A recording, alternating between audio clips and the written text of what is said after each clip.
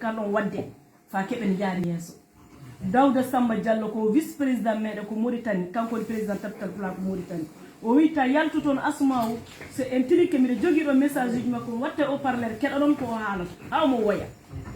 donc hawritinde moɗo ɗum yettere Allah ya min Asma'u miɗa weltani on onon ɓiɓɓe fulɓe e hannden caɗeele gonɗe ɗen ko wona Mali tan jogii ɗe hannde caɗeele gonɗe toon ɗe ko Afrique feeɓi ɗe hannde ko centre Afrique adino heɓude on probléme kala ɗo ɓi pullo woni musanoma e Nigéria heɓi ɗe caɗeele ko minen miɗen nganndi duuɓi sappo hannde ko minen association Taptal Pulako international woni wala komin gaɗali wala komin gullali wala komin caamali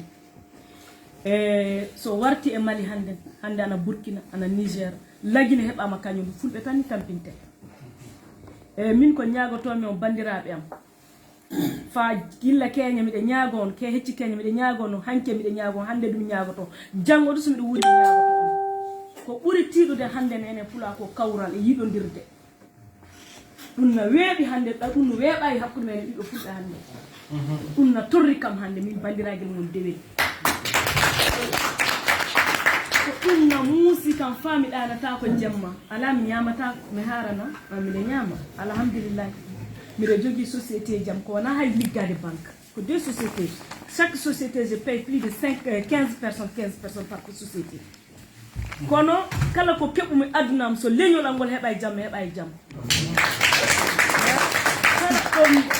joni miɗa wawi hokkude on kasim vocal keddo ɗon joni ko jottimi ɗo miɗa lelili hotel am ko ɗum waɗi so keɓum mette mum ɗani mi anda no ɗanorimi fa colonel meɗen o kanno tawkuɗeɗe wen o bila o witti mi heɓu mette ɓe suka debbo goto o noddi kam o woya militaire ngen naati galle maɓɓe laamu amen konna nangi bandiraɓe makko wonɓe ɓe tappi ɓe ɓe naɓi ɓe hande joni ɗum waɗi ko min ɓiɗɗo debbo gonɗo Belgique nodda so wiya wara waɗa ɗum réglé kono mi wala Mali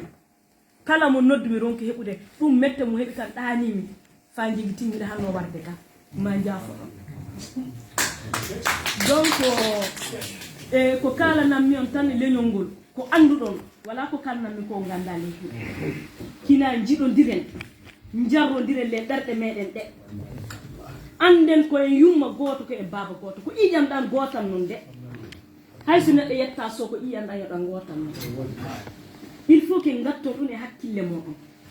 ta ardine ɓi pullo bandi moɗon so taccanomo koye e makko ta gaɗe ɗum fey so o woɗali jaggemo min mi joddike président Gambie Adama Barrow o wi kam mani o wi hayso ɓi pullo moƴƴanta faɗɗumo caggal ma naɓmo yeeso ma kala no ɓoyra waɗan tawamo yeeso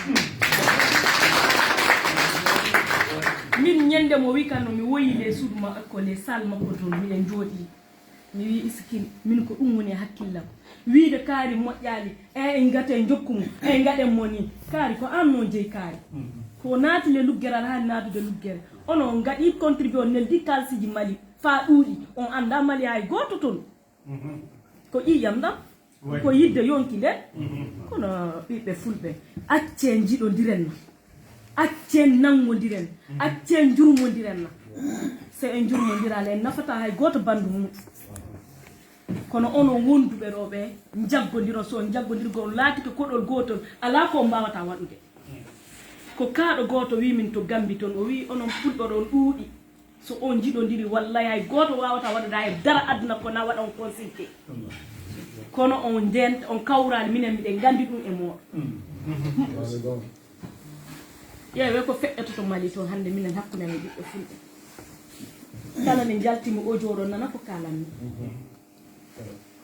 kono min mi hillaka ko jama haalata kono leñol ngol so min miɗo wuuri mi haɓɓuto famille no mi maaya kono mi kokkuɗo yonkiyam e ɓiƴam am e leñol ngol